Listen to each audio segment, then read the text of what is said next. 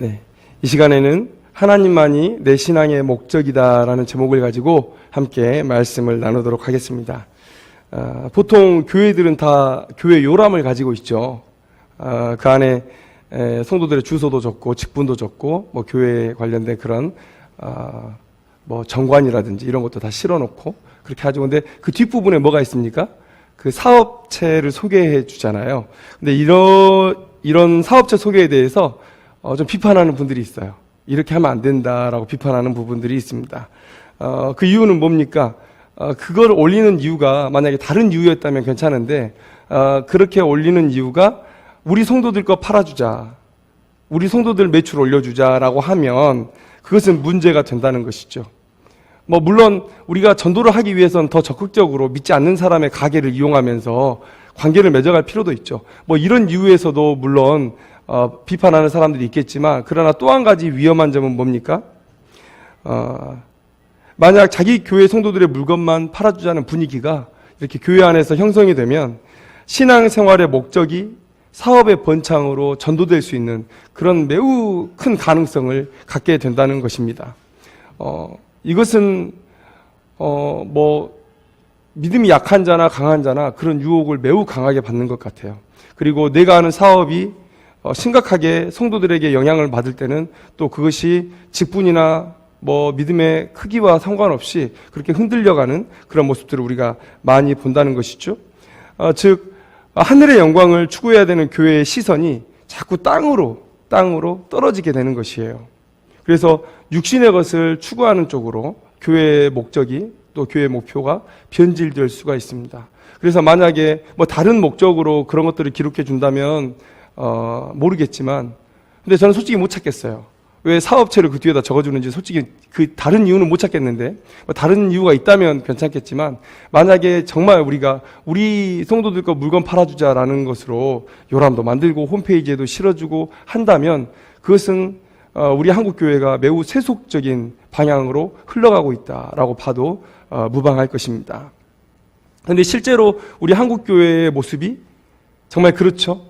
많이 세속적인 모양을 띄어가고 있습니다. 그래서 이런 걱정이 기우만은 아니다라는 것을 우리가 알 수가 있다는 것이죠. 오늘 우리에게 주시는 말씀을 통해서 신앙생활을 할 때 세속적인 목적을 가지는 것이 얼마나 위험한지에 대해서 함께 좀 말씀을 나눠보려고 합니다. 오늘 우리의 시야를 뿌옇게 만드는, 하나님을 바라봄에 있어서 나의 시야를 뿌옇게 만드는 그런 세속적인 가치를 내려놓고 매우 맑은 눈으로 오직 하나님께만 집중하는, 그리고 그런 집중하는 삶을 결단하는 그런 시간이 되었으면 좋겠습니다. 오늘 우리가 읽었던 본문은요, 예수님께서 공생애를 시작하는 그 시점에 세례 요한에게 세례를 받으시던 그런 장면을 보여주고 있습니다.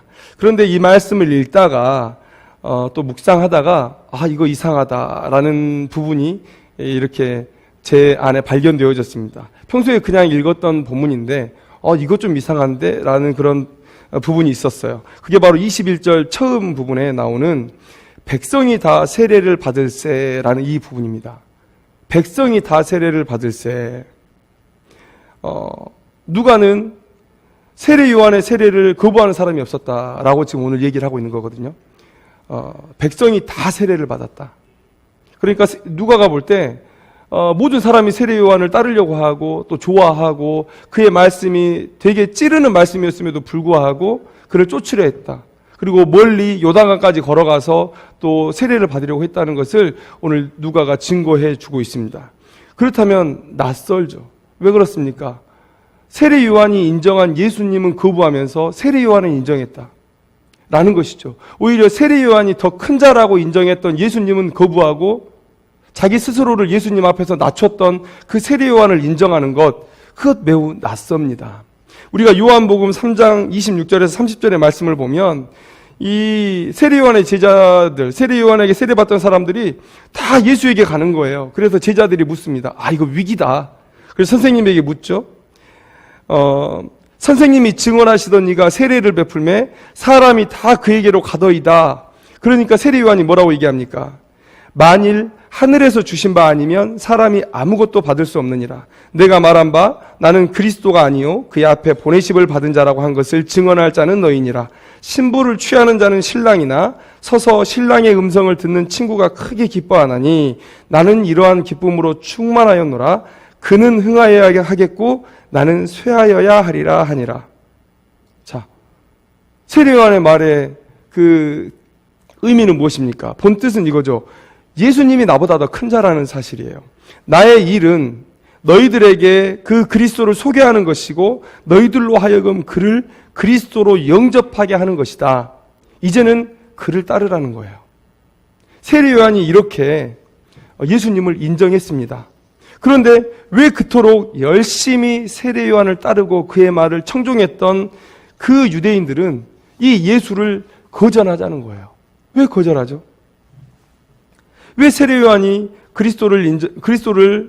예수를 그리스도로 인정했는데 왜 그 백성들은 십자가에 대적하고 로마의 종교에 그렇게 예수님을 종교 지도자들에게 넘겨주는가 하는 거예요.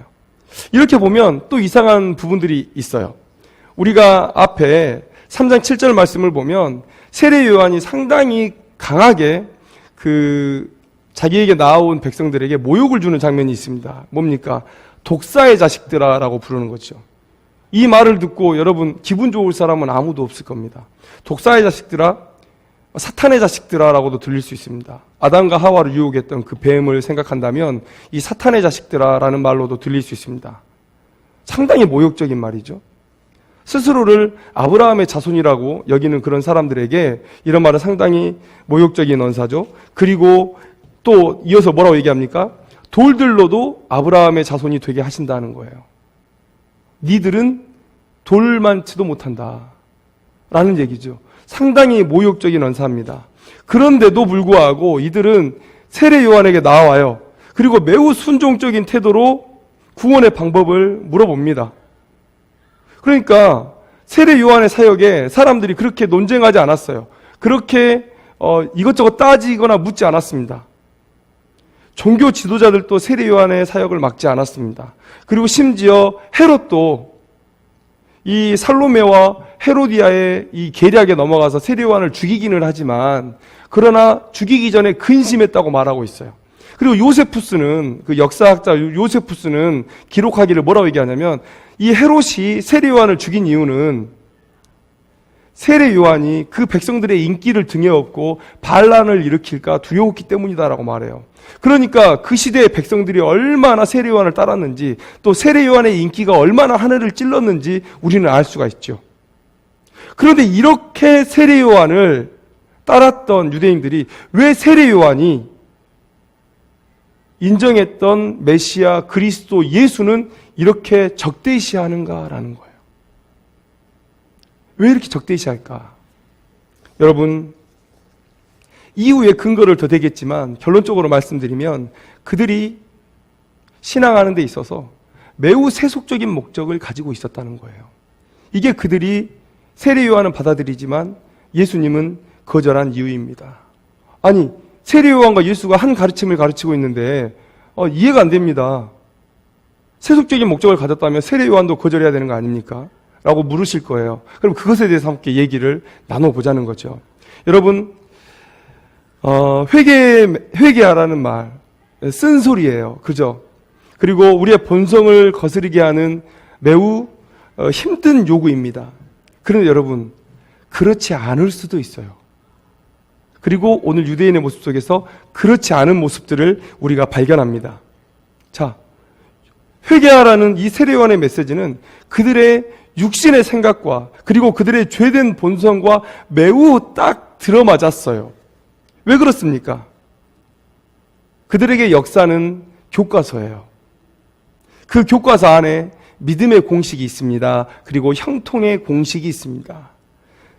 그 공식이 뭡니까? 바로 하나님은 회개하는 백성을 회복시키시고 흥하게 하신다는 거예요. 그 공식이 유대인들에게 있습니다. 더 직접적으로 말하면 하나님은 회개하는 백성을 자유롭게 하셨고 또 부자 되게 하셨어요. 잘 살게 해주셨어요. 그런 이야기들이 이 유대인들에게 학습이 되어졌던 것이죠. 자, 현재 이스라엘의 상태는 어떻습니까? 과거에 자신의 조상들이 블레셋, 모압, 암몬에게 공격을 받고 또 바벨론과 페르시아에 포로됐던 것과 같이 지금 이들도 로마의 지배하에서 자유를 잃고 살아가고 있습니다. 더 나아가서 이 로마의 강력한 지배는 그들에게 해방을 위한 어떠한 시도도 포기하게 만들었어요. 소망이 없습니다. 자, 그들에게 이제 남은 게 뭡니까? 조상들이 했던 대로 하나님 앞에 회개하는 거예요. 회개하는 것. 하나님은 회개하는 백성을 늦추지 않으신다. 하나님께 회개하면 하나님은 우리를 자유롭게 하시고 우리를 흥하게 하시고 우리를 형통하게 하시고 우리를 부자 되게 하실 것이다 라고 믿는 거예요. 그들의 조상들은 항상 하나님 앞에 불신앙으로 행동했죠. 하나님만 믿어서는 결코 잘 살 수 없다고 했습니다. 그래서 입맛에 맞는 이방 종교를 가져다가 하나님의 부족함을 보충하려고 했어요. 그 조상들의 생각이 그렇다는 거예요. 하나님을 향한 신앙과 그리고 이방의 종교를 섞어서 그들의 입맛에 맞는 종교를 만들어냈죠. 그러나 고난에 처하면 그들이 이전에 보인 하나님의 놀라운 능력을 기억합니다. 그리고 다시 하나님께로 돌아와요. 그러면 하나님은 그럴 때마다 속고 있다는 것을 아심에도 불구하고 그래, 너희들의 삶의 소망은 나야. 이 계시를 보여주시는 것에 만족하시면서 그들을 회복시켜 주셨던 그런 역사. 유대인들도 이런 과거에 하나님께서 행하셨던 그 자기 조상들에게 행했던 그 일을 다시 반복하려고 하고 있는 거예요. 현실이 어렵고 고통스러워요. 돌파구는 보이지 않습니다. 그런데 우리 조상들은 회개함으로 그 난관을 극복했어요. 그리고 자유롭고 또 놀랍도록 풍요로웠던 그런 삶을 살았습니다. 그래서 그들은 또다시 기대하는 거예요. 기대하는 거예요. 무엇을 기대합니까? 다시 회개함으로 자신의 삶이 회복되기를 지금 기대하고 있는 거예요. 그래서 그들은 삶이 강팍하면 강팍할수록 회개의 메시지를 선포하는 선지자들을 고대하고 있습니다. 고대하고 있어요. 그 선지자가 나타나는 날이 곧 이스라엘이 회복되는 날이에요. 이스라엘이 자유하게 되는 날이에요. 이스라엘이 잘 살게 되는 날이에요. 그리고 세례 요한이 나타났습니다. 자, 세례 요한의 메시지가 과격하면 과격할수록 그들은 더 쾌감을 느껴요. 회복을 확신하게 되는 거예요. 그렇다면 그들은 왜 세례 요한을 따르는 것인가? 그들이 왜 세례 요한에게 이렇게 몰려드는 것인가? 그들이 왜 이렇게 회개하는 것인가? 이 이유가 분명해졌죠. 왜 그렇습니까? 하나님에게서 멀어졌으니까요? 그게 아니고요. 바로 이 고난을 끝내기 위해서, 그들의 자유를 위해서, 또 물질적인 풍요를 위해서 지금 이들이 그렇게 세례 요한에게 몰려드는 거예요. 세례 요한이 너희들 잘못했다, 이 독사의 자식들아 라고 얘기할 때마다 기분 좋습니다. 왜요? 아, 이래서 우리가 잘못됐던 거구나. 이제 답을 발견했네. 이런 기분이에요. 지금 이 유대인들이 가진 마음을 알겠습니까? 세례 요한 앞에 나와서 바짝 엎드려 회개하는 것처럼 보이지만 그들의 이면에는 세속적인 욕망이 꿈틀거리고 있었다는 사실이에요. 그래서 그들의 회개가 죄된 본성과 매우 잘 맞닿아 있다는 거예요. 다 자기 잘 되기 위해서 지금 회개의 종교적인 행위를 흉내내는 거예요. 그런데 예수님의 메시지는 달랐습니다. 여러분, 대표적으로 산상수훈의 이야기를 한번 들어보죠. 예수님의 이 산상수훈은 육신의 생각을 쫓는 그들의 폭주를 막는 그런 말씀이셨어요. 대표적으로 얘기합니다. 예수님은 심령이 가난할 것을 명령하셨어요. 예수님은 애통해야 할 것을 명령하셨습니다. 예수님은 온유할 것을 명하셨어요. 예수님은 의에 줄이고 목마를 것을 명하셨어요. 예수님은 긍휼히 여기실 것을 명하셨습니다. 예수님은 마음이 청결할 것을 원하셨어요. 예수님은 화평하게 할 것을 명하셨습니다. 그리고 예수님은 의를 위하여 박해를 받을 것을 명하셨어요. 결론적으로 예수님은 자신을 위해서 욕과 모든 악한 말을 듣고 이 세상에서 박해를 받으라고 명령하셨어요. 그리고 이 땅이 아니라 하늘에서 상을 받으라고 지금 자기 앞에 있는 백성들에게 얘기를 하셨던 거예요. 예수님의 이 가르침은 유대인의 기대와 너무 다르죠. 안 그렇습니까? 예수님은 지금 유대인 백성들은 지금 세례요한 앞에 와서 엎드려서 회개하는 이유가 이 땅에서 좀 자유롭고 이 땅에서 좀 잘 살아보겠다는 그런 것인데, 예수님의 말씀 속에서는 지금 이런 기대에 부응하는 그런 메시지가 없는 거예요. 이 땅이 아니라 하늘이다. 하늘이다라고 얘기하는 거예요. 이 땅의 풍요가 아니라 이 땅에서는 가난함이고, 이 땅에서는 너희들 자유가 아니라 이 땅에서는 오히려 박해다라고 예수님께서 말씀하시는 거예요. 왜 세례요한의 가르침과 예수님의 가르침이 같았다면 왜 그들이 예수님을 거부할까요? 그들이 느끼기에 달랐기 때문에 그래요. 세례요한의 가르침과 예수님의 가르침은 같았어요. 예수님의 길을 준비하기 위해서 세례요한이 먼저 왔던 거예요.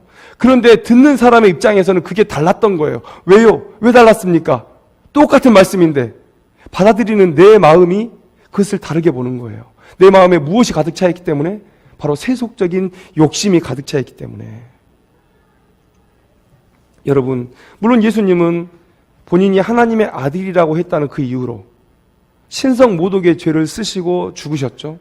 그러나 여러분, 유대인들이 신성 모독으로 예수님을 죽일 때 그들의 마음 중심에는 무엇이 있었냐고요. 왜 그들은 예수님을 신성 모독으로 몰아서 죽이려고 했을까요? 하나님에 대한 열심 때문에요? 혹시 예수님이 그들의 입맛에 맞는 그런 가르침을 주지 않아서는 아닙니까?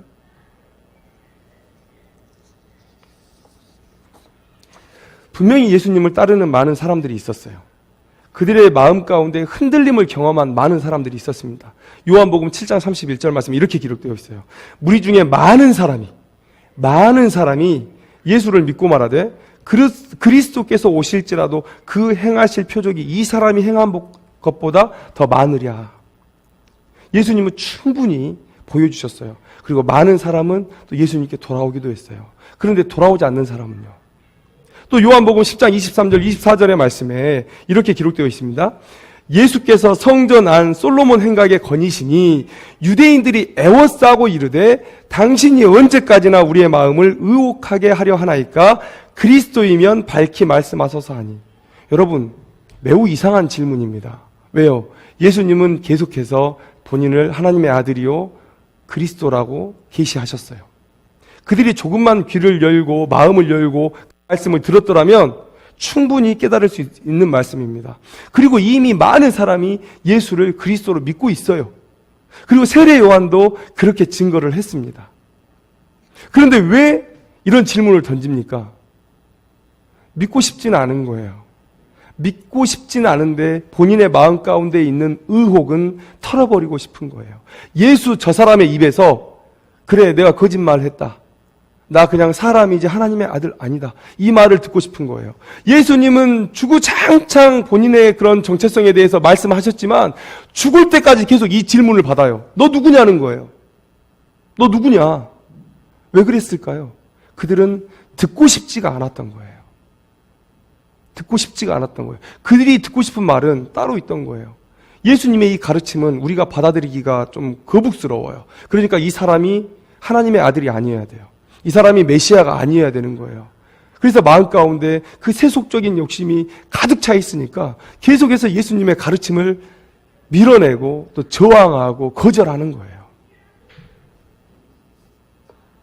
요한복음 10장 25절 말씀에 이렇게 기록되어 있습니다. 내가 너희에게 말하였으되 믿지 아니하는도다. 내가 내 아버지의 이름으로 행하는 일들이 나를 증거하는 것이거늘 너희가 내 양이 아니므로 믿지 아니하는도다. 말씀으로 또 행하심으로 본인이 하나님의 아들이라는 것을 증거했다는 거예요. 근데 그들이 믿지 않았다는 거예요. 근데 여기서 이 말을 오해하시면 안 됩니다. 너희가 내 양이 아니므로 믿지 아니하는도다. 여기서 이 말은요, 예정론을 얘기하시는 게 아니에요.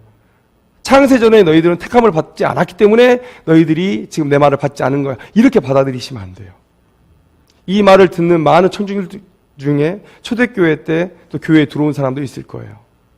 여기서 예수님께서 이 말씀하시는 것은 무엇이냐면 안타까운 거예요.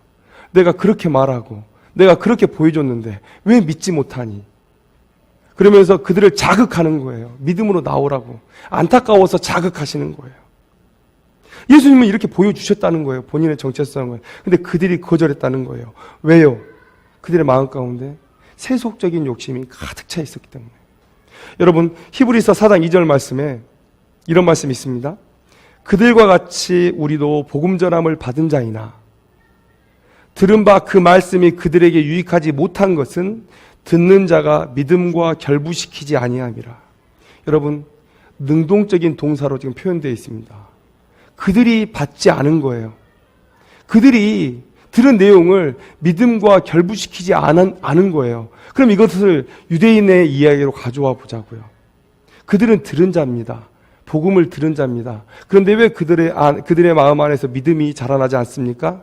그들이 그 듣는 내용을 믿음과 결부시킬 생각이 없었기 때문에 그랬다는 거예요.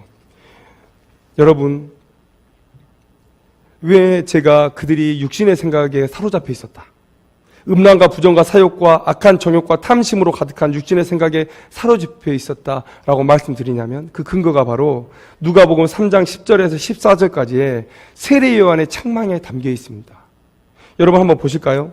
누가복음 3장 10절에서 14절까지의 말씀, 세례 요한의 책망을 들어보면 세례 요한이 세례 받으러 나오는 무리에게 독사의 자식들아 이렇게 얘기하면서 회개에 합당한 열매를 맺으라고 얘기하죠. 그들이 묻습니다. 그러면 우리가 어떻게 해야 됩니까? 10절 말씀에, 그렇죠? 그러면 우리가 무엇을 하리까? 그러니까 11절부터 이 세례 요한이 얘기를 합니다. 옷 두 벌이 있는 자는 옷 없는 자에게 나눠줄 것이요 먹을 것이 있는 자도 그렇게 할 것이니라. 자, 세리들도 세례를 받고자 하여 와서 이르되 선생님 우리가 무엇을 하리까 하매 이르되 부가 된 것 외에는 거두지 말라 하고, 군인들도 물어 이르되 우리가 무엇을 하리까 하매 이르되 사람에게서 강탈하지 말며 거짓으로 고발하지 말고 받는 급료를 족한 줄로 알라 하니라. 다 무슨 내용입니까? 물질에 대한 탐욕을 지금 너희들 조심하라는 거예요. 너희들 마음 가운데 있는 물질에 대한 탐욕을 버리라는 거예요. 여러분, 지금 세례 요한 앞에 많은 사람들이 회개하기 위해 나와 있습니다. 그러나 그들의 삶에 하나님께로 돌아가자, 우리의 잘못된 삶을 돌이키자라는 회개의 흔적이 보이지 않는 거예요. 자기의 마음속에는 이런 물질에 대한 탐욕의 생각을 가득 가지고 지금 세례 요한 앞에 와서 회개하는 척 지금 보이고 있는 거예요. 그러니까 세례 요한이 독사의 자식들아라고 얘기하는 거예요. 것과 다른 이 인생들에게 지금 얘기하는 거예요. 너희들 마음 가운데 있는 그 탐욕, 그 물질에 대한 탐욕을 버리라는 거예요. 그들 마음 가운데 물질에 대한 탐욕이 가득했기 때문에 예수님의 이 믿음의 선포를 받아들일 수가 없는 거예요. 구원의 복음을 받아들일 수가 없는 거예요. 왜 세례 요한의 이 회개하라는 말은 이렇게 열심히 듣고 있는지 제가 아까 말씀드렸죠. 그들의 본성과 맞닿아 있어요. 물질에 대한 탐욕을 내려놓지 않은 거예요. 저는 이 사람들을 이렇게 표현하고 싶어요. 회개 뒤에 숨은 사람들. 종교적 행위인 이 회개 뒤에 숨은 사람들. 회개, 얼마나 멋진 말입니까? 얼마나 아름다운 말이에요. 하나님께로 돌이킨다. 얼마나 귀한 말입니까? 얼마나 귀한 마음입니까?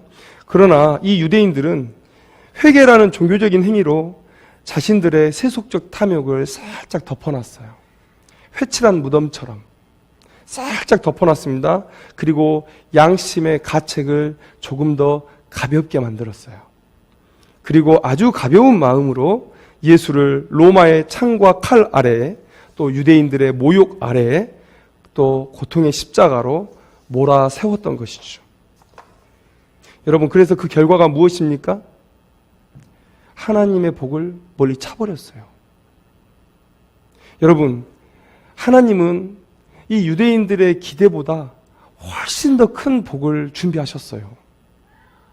진짜로 큰 복을 준비하셨습니다. 단순히 육적인 풍요가 아니라 영적인 풍요로움 가운데, 하나님과의 친밀한 교통을 가능케 하는 그 영적인 풍요로움 가운데로 이 초대하기 위해서 예수님을 보내셨어요. 이 메시아를 영접하면 돼요. 또 죽음으로 인해 두려워하는 인생에게 죄로부터의 해방, 또 죽음의 두려움으로부터의 당당한 해방을 선포해 주셨어요. 여러분, 많은 사람들이 건강을 잃으면 자신의 모든 것을 다 바쳐서라도 건강을 사고 싶어 합니다. 예를 들어서 우리나라의 최고 부자 어떤 회장님이 계세요. 지금 아프세요? 근데 그분이 만약에 자기의 모든 재산을 다 팔아서 20대의 청춘을 살 수 있다면 살까요, 안 살까요? 모든 사람이 다 이 죽음의 공포 가운데 있습니다. 그래서 예수님은 히브리서 가운데 히브리서 기자는 예수님의 오심을 그렇게 얘기해요. 죽음의 공포로부터 우리들을 구원하시기 위해서 오신 거라고. 예수님께서 오셨어요. 인간의 그 두려움의 대상인 그 죽음을 정복하기 위해서, 우리의 죽음의 공포로부터 해방시키기 위해서 오셨어요. 그런데 그 예수님 앞에서 돈을 얘기하다니요. 돈을 마음에 품고 물질에 대한 탐욕을 마음에 품고 예수님을 바라보다니요. 그들의 복을 발로 차버리신 것이죠.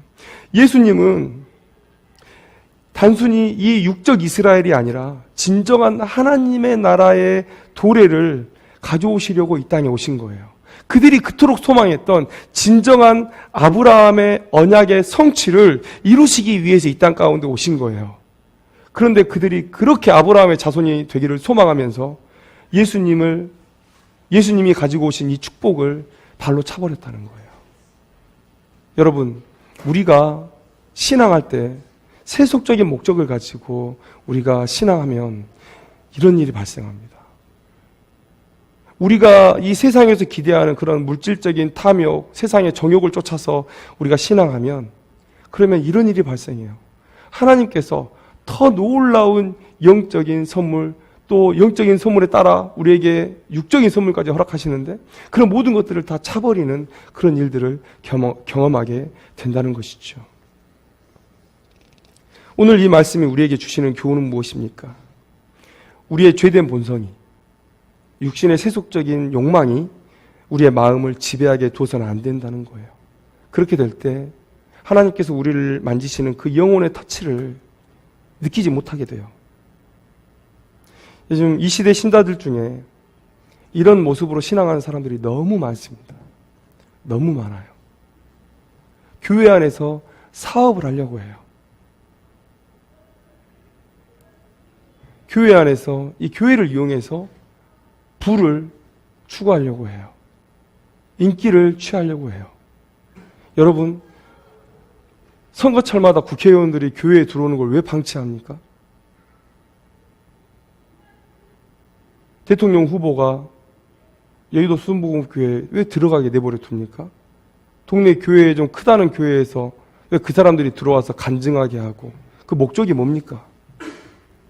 교회가 정치 집단입니까? 권력 집단입니까? 들어온다고 해도 말려야죠. 우리 교회 성도 중에 국회의원 출마하는 사람이 있거나 대통령에 출마하는 사람이 있다면 자중하라고 얘기해야죠. 교회 안에서 그런 모습을 대선 끝날 때까지는 보이지 말고 인사하는 것조차 조심하고 성도들과 소그룹 모임 갖는 것조차 조심하십시오 라고 얘기를 해야죠. 교회는 정치 집단이 아니에요. 교회는 하나님의 영광을 바라보는 곳입니다. 세상에 눈을 들어 하늘을 바라보게 하는 곳이에요. 한국 교회가 그래요. 그런 교회에 속한 자들이 이런 교회를 이용해서 자기의 세속적인 탐욕을 추구하려고 해요. 이런 일들이 우리 가운데 비일비재합니다. 진짜 기독교 신앙은 무엇입니까? 진짜 기독교 신앙. 기독교 신앙의 핵심은 우리가 구원받고 성령의 역사하심을 따라 우리가 새롭게 변화되었을 때 내가 죽고 오직 하나님의 영광만을 사모하게 되는 것이에요. 이게 기독교 신앙의 핵심입니다. 다른 많은 우상의 종교들이 자기를 위해서 부적 붙이고 굿하고 그렇게 행할 때에 우리는 그렇지 않습니다. 우리는 세속의 욕심을 가진 나의 옛사람을 죽이는 거예요. 그리고 하나님의 영광만을 바라보는 거예요. 로마서 6장 5절 말씀에 만일 우리가 그의 죽으심과 같은 모양으로 연합한 자가 되었으면 또한 그의 부활과 같은 모양으로 연합한 자도 되리라. 예수와 함께 죽었으면 우리는 예수가 부활한 것처럼 우리 부활한다는 거예요. 그렇게 부활하는 옛사람이 죽는 목적은 무엇입니까? 그 다음 절 6장 6절 말씀에 우리가 알거니와 우리의 옛사람이 예수와 함께 십자가에 못 박힌 것은 죄의 몸이 죽어 다시는 우리가 죄에게 종노릇하지 아니하려 함이다 라고 얘기하고 있어요. 죄의 종노릇하지 않겠다는 말 무슨 말입니까? 다시는 옛사람의 모습으로 살지 않겠다는 말이에요. 죄에 지배당했던 그 옛날의 그 모습으로 돌아가지 않겠다는 얘기예요. 다시는 육체의 정욕을 쫓아 살지 않겠다. 그리고 여기서 우리가 주목해야 하는 말이 뭡니까? 예수와 함께 죽고 예수와 함께 살았다. 이 예수와 함께라는 단어예요. 예수가 왜 우리와 함께 죽고 예수가 왜 우리와 함께 삽니까? 우리에게 예수님의 삶을 쫓으라고요. 우리에게 예수가 되라고요. 그렇게 해서 우리에게 얘기한 거예요. 예수님이 왜 이 땅에 오셨고 왜 이 땅에서 이렇게 순종하는 삶을 사셨습니까? 우리를 위해, 그리고 아버지 하나님을 위해. 우리가 이 땅에서 구원받은 이후에 우리는 뭐하고 살아야 됩니까? 뭐하고 살아야 됩니까? 세속의 탐욕을 추구하는 그런 모습에서 벗어나서 이제 나는 다 죽이고 하나님의 영광만을 사모하는 방법으로 사는 거예요. 그래서 우리 안에 이런 찬송들이 넘쳐나야 되죠.